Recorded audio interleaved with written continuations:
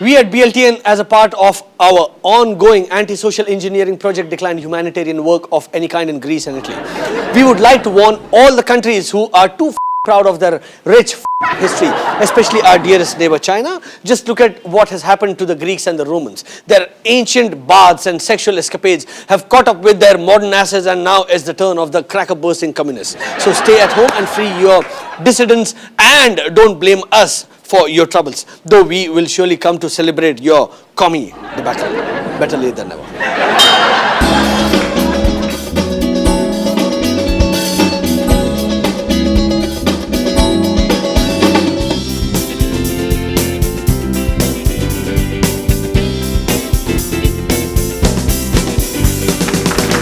The Karachi police recently arrested a man for necrophilia. They discovered that he had sex with 48 corpses while working at a graveyard over the last 8 years. You know why this is so unbelievable?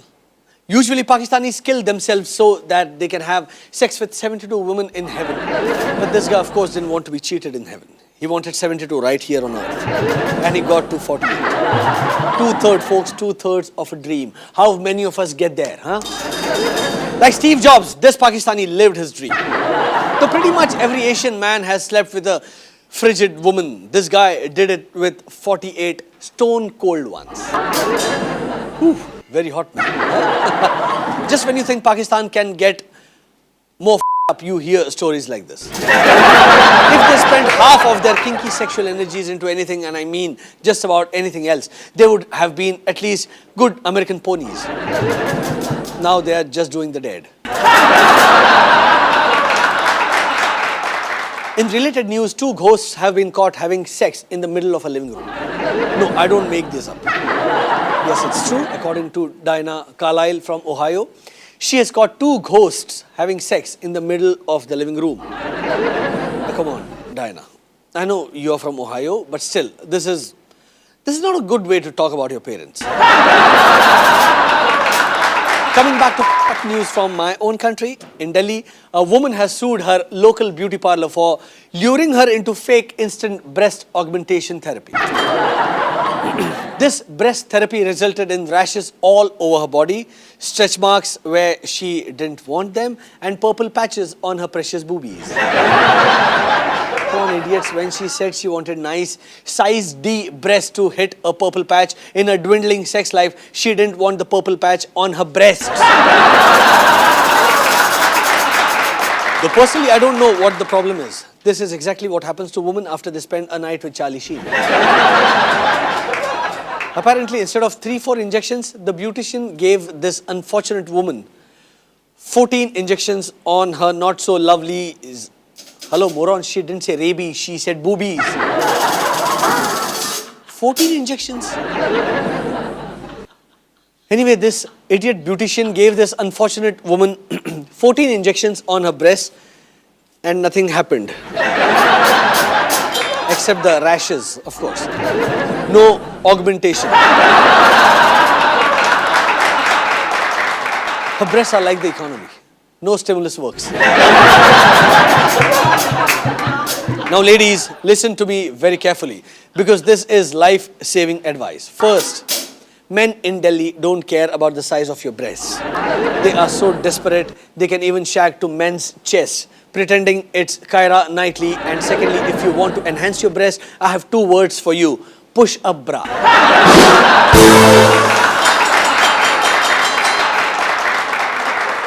In unrelated but B-rated news, Kim Kardashian filed for divorce from NBA player Kris Humphries. Just 10 weeks after her star-studded made-for-TV wedding, citing irreconcilable differences. Like, Kris has a brain and Kim has boobs. No connection there, right? So no injection would turn a boob into a brain, right? Bill Clinton has a new book out on the economic crisis. It's called What You Should Do When You Don't Have Enough Money to Hire Escort Services. In this book, Mr. Clinton criticizes key errors by President Barack Obama during his first term, like in 4 years, Obama did not get a single blowjob in the White House. Mr. Obama, get this straight. The rate of inflation is inversely proportional to the ejaculation rate of the president. So now you understand why the inflation rate was so low during big dog Clinton's term. President Obama should take a cue from Republican presidential candidate Herman Cain. He sexually harassed a woman in the 90s, but then nobody noticed it because it was the 90s and the economy worked. At least 3 women have accused Cain of sexual harassment. Just 3. This is the problem with Americans these days. You are just not ambitious like the French. Half of the women of France, rather in Europe, have been sexually harassed by Strauss-Kahn. And the rest by Berlusconi. But you can't just blame the guy. He's French. See? According to another new book, the great Strauss-Kahn's great-grandfather ran a brothel. Yes, bordello is just another Frenchy word for brothel.